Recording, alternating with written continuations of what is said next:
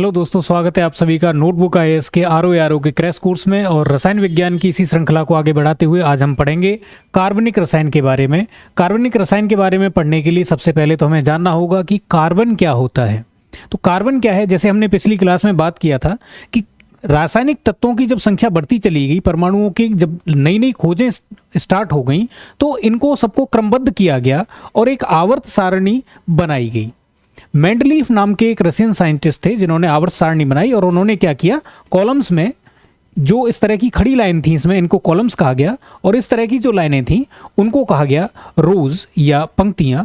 तो टोटल 7 पंक्तियों में और 18 स्तंभों में इसको डिवाइड कर दिया गया। तो 14वां जो स्तंभ था, इस तरीके से 1 2 3 करके, ऐसे 14वें नंबर पर जो स्तंभ है उसका पहला तत्व कार्बन होता है। इसको C से रिप्रेजेंट करते हैं और इसका परमाणु क्रमांक 6 होता है, 6वें नंबर पे पड़ता है ये। जैसे पहले पे हाइड्रोजन, फिर हीलियम, फिर लिथियम तीसरे नंबर पर, इस तरीके से 6वें नंबर पर कार्बन पड़ता है। यह मुक्त और यौगिक दोनों ही अवस्थाओं में पाया जाता है। कुछ चीज़ें ऐसी होती हैं जो मुक्त अवस्था में पाई जाती हैं, जैसे मान लीजिए हम बात करें औरम की या सोने की बात करें, तो सोना क्या होता है, सामान्य तौर पर ये किसी के साथ कोई रिएक्शन नहीं बनाता है। जैसे हम मान लीजिए बात करें हीलियम की, तो ये मुक्त अवस्था में ही पाया जाएगा। औरम की बात करें, ये भी कम करता है। हम चांदी की बात करें, ये भी बहुत कम रिएक्शन करता है। तो कुछ ही जगह पे ये आपको मिलेगा रिएक्शन करता हुआ, बाकी ये मुक्त अवस्था में ये भी मिल जाएगा आपको। लेकिन कार्बन की बात करें तो ये मुक्त भी मिलता है, मतलब प्योर कार्बन भी आपको मिल जाएगा, और ये यौगिक फॉर्म में भी मिलता है, इसलिए दोनों ही अवस्था में पाया जाता है। मुक्त अवस्था की बात करें तो मुक्त अवस्था में जैसे कि हीरे के रूप में या ग्रेफाइट के रूप में ये मिलता है, और यौगिक अवस्था की बात करें तो ये हाइड्रोकार्बन के रूप में या कार्बोहाइड्रेट के रूप में, प्रोटीन के रूप में, फैट के रूप में, एल्कोहल के रूप में, ये तमाम सारी चीज़ों के रूप में हमको ये देखने को मिलता है। आगे अगर हम बात करें तो कार्बन के जो रूप हैं, जब ये मिलता है तो शुद्ध रूप में जब ये मिलता है तो जैसे ये हो गया, मान लीजिए कार्बन, कार्बन फैमिली, कार्बन परिवार। अब कार्बन परिवार को हम 2 कैटेगरी में डिवाइड कर सकते हैं। एक तरफ हम कह सकते हैं इसके अपर रूप आते हैं और दूसरी तरफ इसके यौगिक आते हैं। अपर रूप में क्या रहता है, कार्बन अकेला रहता है। अब ये जो अपर रूप हैं इनको 2 कैटेगरी में बांट सकते हैं। जैसे एक कैटेगरी में हम डिवाइड कर सकते हैं कि भाई जो कार्बन है वो कैसा है, क्रिस्टलीय फॉर्म में है, क्रिस्टल के रूप में है, दानेदार रूप में है, और दूसरी तरफ हम इसको अक्रिस्टलीय कह सकते हैं। जैसे क्रिस्टलीय फॉर्म में क्या होगा, जैसे कि हीरा है, शुद्ध कार्बन का शुद्ध रूप है, और उसमें क्या पाया जाता है, और दूसरी तरफ जो हमारे पास है वो अक्रिस्टलीय है। अक्रिस्टलीय में जैसे हम मान लीजिए कार्बन कालिक की या कार्बन ब्लैक की बात करें, जो तवे पर देखा होगा आपने, काला काला रंग जम जाता है, हम उसकी बात करें तो ये अक्रिस्टलीय रूप है। दूसरी तरफ यौगिक फॉर्म में ये मिलेगा, तो यौगिक फॉर्म में जैसे हम मान लीजिए बात करें कार्बन के जो हाइड्रोजन के साथ जितने भी यौगिक हैं या हाइड्रोकार्बन्स हैं उनको हम इसमें रख सकते हैं, एल्कोहल को रख सकते हैं, फॉर्मेल्डिहाइड को रख सकते हैं, इन सारी चीज़ों को, या कार्बोनिक एसिड को हम इसमें रख सकते हैं। तो हीरे की अगर हम बात करें तो ये कार्बन का शुद्धतम, कठोरतम एवं क्रिस्टलीय अपर रूप है। अपर रूप समझ गए आप, अपर रूप का मतलब होता है कार्बन जब शुद्ध रूप में जो मिलता है उसी को हम अपर रूप कहते हैं। यह पारदर्शी होता है। अब अगर प्रकाश के आधार पर पदार्थों को बांटा जाए तो प्रकाश के आधार पर पदार्थ 3 कैटेगरी के होते हैं। एक को हम कहते हैं पारदर्शी। पारदर्शी वैसे पदार्थों को कहा जाता है जिनसे होके प्रकाश आर पार निकल जाता है, जैसे कांच। तो हीरा बिल्कुल कांच की तरह होता है। और दूसरे होते हैं अर्धपारदर्शी, या इनको पारभासी भी कहते हैं।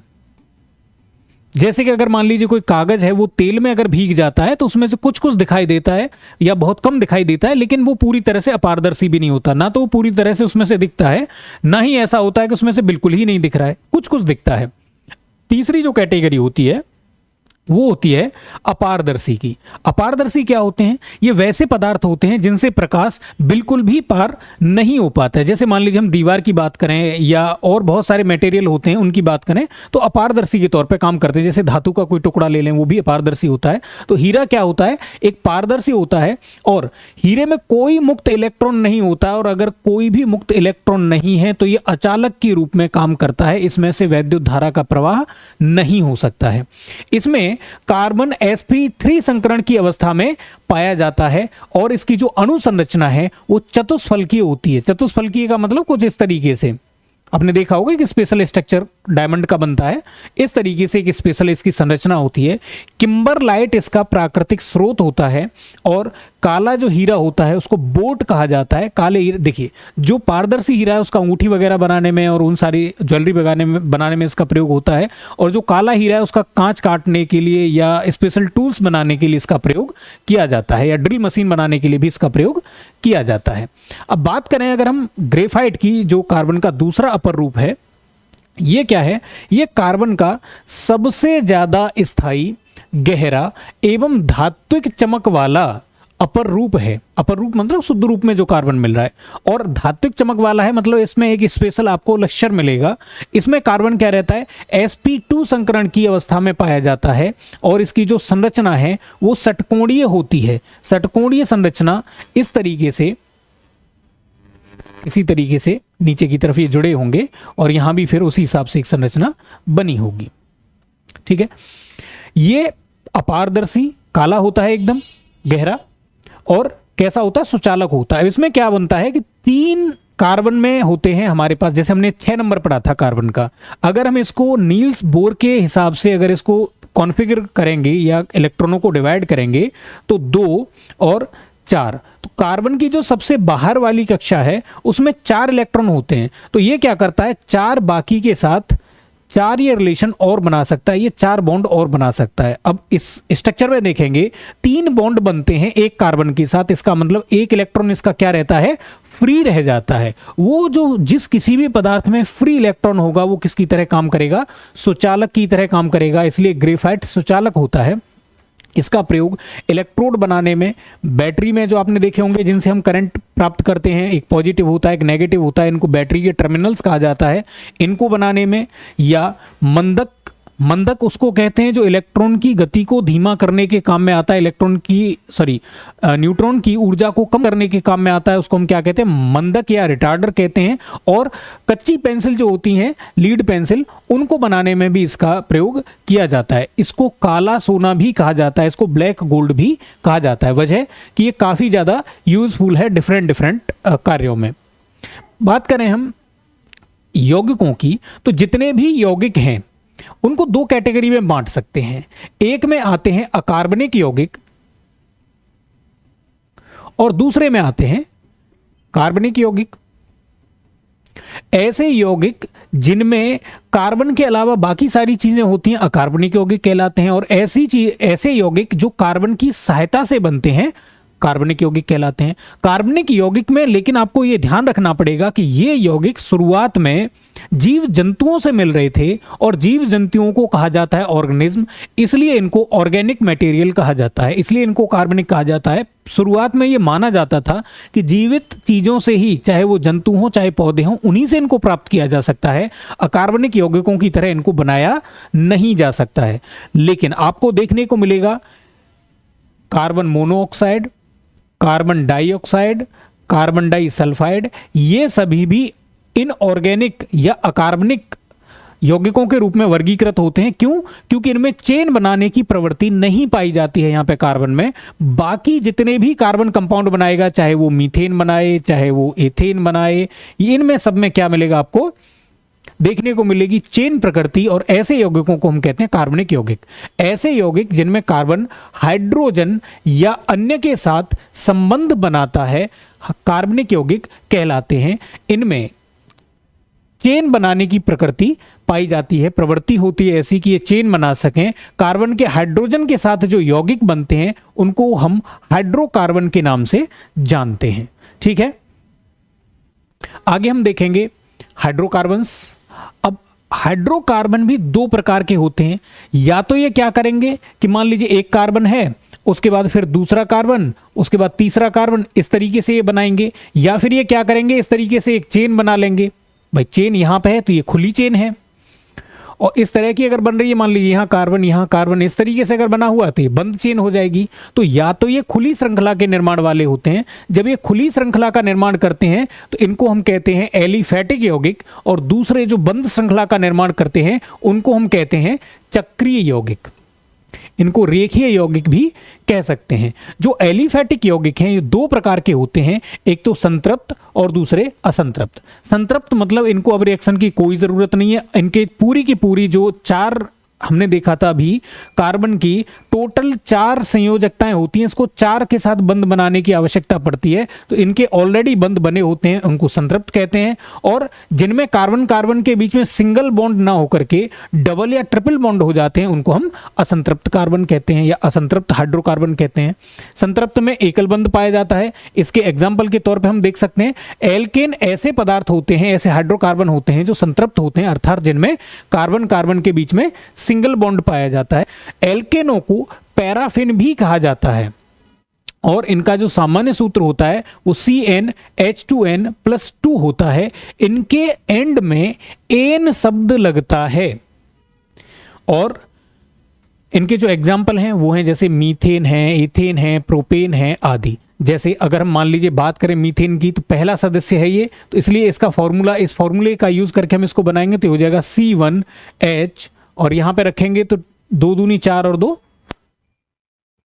1 रखा है हमने, तो ये हो जाएगा 2 × 1 + 2, तो ये हो जाएगा CH4। और अगर हम मान लीजिए दूसरा मेंबर लेंगे तो ये हो जाएगा H2 × 2 + 2, ये हो जाएगा C2H6। मीथेन हो गया, ये एथेन हो गया। इस तरीके से जो असंतृप्त हाइड्रोकार्बन है इनमें क्या होता है, इनमें डबल बॉन्ड भी पाया जा सकता है या ट्रिपल बॉन्ड भी पाया जा सकता है। जैसे कार्बन कार्बन के बीच में सिंगल बॉन्ड था तो हमने पैराफिन कह दिया। कार्बन कार्बन के बीच में अगर मान लीजिए डबल बॉन्ड होगा तो हम उसको असंतृप्त कहेंगे, एल्कीन कहेंगे। और कार्बन कार्बन के बीच में ट्रिपल बॉन्ड होगा तो हमको उसको एल्काइन कह देंगे। तो इस तरह से भी इसमें बॉन्ड हो सकते हैं। आगे हम देखेंगे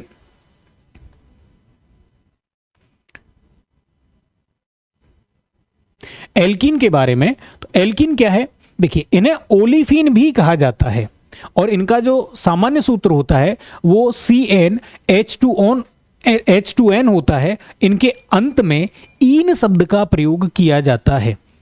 अब जैसे एल्कीन, प्रोपीन आदि। अब एल्कीन का हम लेंगे तो पहला मेंबर पड़ेगा। हालांकि इसमें देखिए 1 वाला कोई मेंबर नहीं बन सकता। उसकी वजह ये रहेगी कि डबल बॉन्ड होगा नहीं ना, फिर उसमें सेटिस्फाइड कैसे होगा, कार्बन कार्बन के बीच में डबल बॉन्ड होना जरूरी है।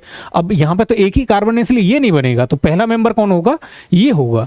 अब इसमें 2 रखेंगे तो ये क्या हो जाएगा H4। दूसरा जो मेंबर होगा वो क्या होगा, प्रोपीन होगा, तो C3 रखेंगे। यहां पे रखेंगे इसको इस तरीके से, एल्कीन, प्रोपीन आदि ये ओलिफिन के एग्जाम्पल हो जाएंगे। जो असंतृप्त हाइड्रोकार्बन है उनमें जो दूसरा प्रकार है उसको हम एसिटिलीन भी कहते हैं या इनको एल्काइन भी कहते हैं। इनका जो सामान्य सूत्र होता है वो CnH2n का होता है, CnH2n-2। तो इनके अंत में जो शब्द आता है वो आता है आयन शब्द, जैसे एथाइन, प्रोपाइन। अब यहां भी जो दूसरा एलिमेंट है वही यहाँ पे पहला एलिमेंट माना जाएगा। वजह है कि सिंगल वाला एलिमेंट यहाँ पे पॉसिबल हो नहीं सकता। तो इसको हम करेंगे तो इसको यहाँ फॉर्मूले में रखिए तो हो गया C2H 2 × 2 - 2, तो हो गया C2H2। अगर इसको कॉन्फ़िगरेशन में देखेंगे तो CH डबल बॉन्ड CH इस तरीके से बन जाएगा ये। तो इसके ये एथाइन और प्रोपाइन एग्जाम्पल्स रहेंगे। आगे हम देखेंगे कि भाई अभी हमारे पास हमने देखा खुली श्रृंखला वाले यौगिकों को, लेकिन इसमें जो दूसरा टाइप है वो है बंद श्रृंखला का। तो जो यौगिक बंद श्रृंखला का निर्माण करते हैं उनको हम चक्रीय हाइड्रोकार्बन के नाम से या चक्रीय यौगिकों के नाम से भी जानते हैं। चक्रीय यौगिक 2 प्रकार के हो सकते हैं। पहला प्रकार है समचक्रीय, ऐसे यौगिक जिनमें कार्बन कार्बन के बीच में ही चेन बनती है और कोई बीच में नहीं आता है, उनको हम समचक्रीय कहते हैं। जैसे बेंजीन है, साइक्लोहेक्सेन है। अब बेंजीन की अगर हम बात करें तो बेंजीन रिंग में क्या रहता है, कार्बन सिंगल बॉन्ड, फिर कार्बन, फिर डबल बॉन्ड, फिर कार्बन, फिर सिंगल बॉन्ड, फिर कार्बन, फिर डबल बॉन्ड, कार्बन और इधर एक कार्बन सिंगल बॉन्ड। इस तरीके से एक चेन बन जाती है। ठीक है, अब इसमें सिर्फ कार्बन कार्बन है। अगर मान लीजिए कार्बन को हटा के अगर बीच में कुछ और आ जाए, मान लीजिए ऑक्सीजन आ गया या कुछ और आ गया, तो ये क्या हो जाएगा, चेन खराब होगी। इसको फिर हम क्या कह देंगे, विषम चक्रीय कह देंगे। तो ऐसे कार्बन पदार्थ, कार्बनिक पदार्थ जिनमें क्या होती है, कार्बन रिंग के बीच में या तो ऑक्सीजन या फिर सल्फर या नाइट्रोजन, इनमें से कोई पदार्थ आ जाता है तो उसको हम क्या कहते हैं, विषम चक्रीय हाइड्रोकार्बन कहते हैं। इसका एक एग्जाम्पल है पिरीडीन। आगे हम देखते हैं, कुछ एग्जाम्पल देख लेते हैं जो प्रमुख प्रमुख कार्बनिक यौगिक हैं। मीथेन का अगर हम एग्जाम्पल लें तो मीथेन क्या है, CH4। ये गैसीय ईंधन के रूप में प्रयुक्त होता है और ये बनता कैसे है, ये सड़ने गलने से उत्पन्न होता है। तो मतलब अब क्वेश्चन जैसे पूछे गए कई बार, तो पूछता है धान के खेत से कौन सी गैस निकलती है, धान के खेत से कौन सी निकलेगी, जहां कहीं भी सड़न होगी वहां से क्या निकलेगा, CH4। पूछता है आपको प्राकृतिक गैस का मेन जो भाग होता है वो क्या होता है, नेचुरल गैस, या CNG लिख देगा, कंप्रेस्ड नेचुरल गैस। CNG का मेन कंपोनेंट क्या होता है, हमेशा मीथेन, CH4, क्योंकि ये सबसे हल्की गैस है अपनी श्रृंखला में। या आपसे पूछता है कि गाय के पेट फूल जाता है, वो किस गैस की वजह से होता है, तो गाय के पेट में क्या सड़न होती है, सड़न की वजह से क्या होगा, CH4, मीथेन। ठीक है, और इसका प्रयोग कहां किया जा सकता है, इसके अलावा इसका कार्बन ब्लैक बनाने के लिए भी इसका प्रयोग किया जाता है। कार्बन ब्लैक मतलब समझ रहे हैं, जो कालिक होती है, किसी चीज को काला पेंट करने के लिए, पेंट बनाने के लिए, तब भी हम इसी को जला करके प्योर कार्बन की जो अकार्बनिक रूप है या उसका जो एलोट्रोप है, जिसको हम अक्रिस्टलीय रूप कहते हैं, वो भी मीथेन को जला करके ही प्राप्त किया जाता है। दूसरा इसका है मेथिल क्लोराइड। जो ये ग्रुप है मेथिल, ये एक्चुअली है क्या कि अगर मान लीजिए एल्केन से किसी एक हाइड्रोजन को, एल्केन हो गया मान लीजिए जैसे ये, अगर इसमें से हम एक हाइड्रोजन को हटा दें तो ये बचेगा ये वाला, तो इसी को हम कहते हैं एल्किल ग्रुप। और इसका नाम क्या हो जाएगा, मेथेन था तो इसलिए इसका अब नाम हो जाएगा मेथिल ग्रुप। मेथिल क्लोराइड मतलब अब यहां पे इसका कंपोनेंट क्या बन जाएगा, CH3, और क्लोराइड मतलब क्लोरीन यहां पे जुड़ जाएगा। तो इसका प्रयोग कहां पे होता है, अग्निशमन। अग्निशमन कहा जाता है वैसी प्रक्रिया को जो आग बुझाने के काम आती है, उसको अग्निशमन कहा जाता है। एवं निश्चेतक, निश्चेतक उसको कहा जाता है, बेहोश करने के लिए जिन चीजों का प्रयोग किया जाता है उनको निश्चेतक कहा जाता है। और CFC के स्थान पर प्रशीतक में भी इसका प्रयोग किया जाता है। अब इसको देख लेते हैं कि भाई आग के लिए कैसे इसका इस्तेमाल किया जाता है, आग बुझाने के लिए। होता क्या, देखिए आग लगने के लिए 3 शर्तें होनी चाहिए। 3 शर्तों में क्या होना चाहिए, एक तो फ्यूल होना चाहिए, तो आप फ्यूल की सप्लाई अगर रोक देंगे तब भी आग बंद हो जाएगी। दूसरी बात, ऑक्सीजन की प्रॉपर सप्लाई होनी चाहिए, ऑक्सीजन की अगर आपने सप्लाई रोक दी तब भी आग बुझ जाएगी। तीसरी बात, एप्रोप्रिएट टेम्परेचर भी होना चाहिए, तापमान अगर मान लीजिए आपने खत्म कर दिया तब भी आग बुझ जाएगी। इसलिए हम देखा होगा, आपने कहीं आग लग जाती है तो हम पानी की बौछार करते हैं, पानी की बौछार से क्या हो जाता है, टेम्परेचर कम हो जाता है, आग बुझ जाती है। कई बार आपने देखा होगा हम जो कार्बन डाइऑक्साइड के सिलेंडर्स होते हैं उनका प्रयोग करते हैं, या कंबल से उस चीज को ढक देते हैं, बोरी या कंबल के साथ, तो ऑक्सीजन की सप्लाई रुक जाती है, तब भी आग बुझ जाती है। और कई बार जब आग लग रही होती है तो हम क्या करते हैं, ईंधन को वहां से हटा देते हैं, तब भी आग क्या हो जाती है, बुझ जाती है। तो इसका प्रयोग क्या किया जाता है, आग को बुझाने में इससे एक लेयर क्रिएट हो जाती है, खुद नहीं जलता है ये, उस लेयर की वजह से आग बुझ जाती है, ऑक्सीजन की सप्लाई को ये कट कर देता है इस वजह से। CFC की तौर पर ये कैसे इस्तेमाल होता है, देखिए किसी चीज को ठंडा करने के लिए जो कॉन्सेप्ट है, ठंडा करने का जो कॉन्सेप्ट है वो क्या है, एक तो हम रेफ्रिजरेटर का यूज करते हैं और दूसरा हम यूज करते हैं AC का।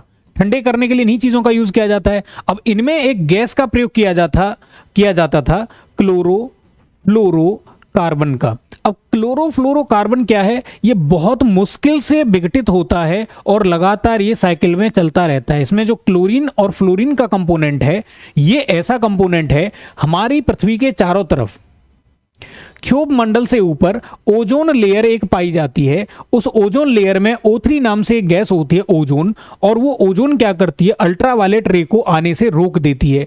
अब ये अल्ट्रावायलेट रे क्या करती हैं, ये हमारे स्किन में एंटर हो सकती हैं, छोटे छोटे जीव जंतुओं को मार सकती हैं, मानव की स्किन में एंटर होकर के ये कैंसर का कारण बन सकती हैं, त्वचा कैंसर का कारण बन सकती हैं। तो उससे ये क्या करती है, ये लेयर हमको बचाती रहती है। CFC क्या करता है, इस लेयर की जो O3 है इसी को खत्म कर देता है, या O3 को सामान्य ऑक्सीजन में बदल देता है। सामान्य ऑक्सीजन में ये प्रकृति नहीं होती कि वो अल्ट्रावायलेट रे को या पराबैंगनी प्रकाश को रोक सके। तो उसकी वजह से क्या हो जाता है, हमारी जो ओजोन लेयर है वो लगातार खत्म होती जा रही है। अगर ओजोन लेयर खत्म हो जाएगी तो पृथ्वी से जीवन ही संभवतः समाप्त हो जाएगा। तो इसलिए अभी क्या हो रहा है, पूरी दुनिया में CFC को रिप्लेस किया जा रहा है मेथिल क्लोराइड और इस तरह के और भी बहुत सारे एलिमेंट हैं, या और भी बहुत सारे ऐसे कंपाउंड्स हैं जिनके साथ इसको रिप्लेस किया जा रहा है।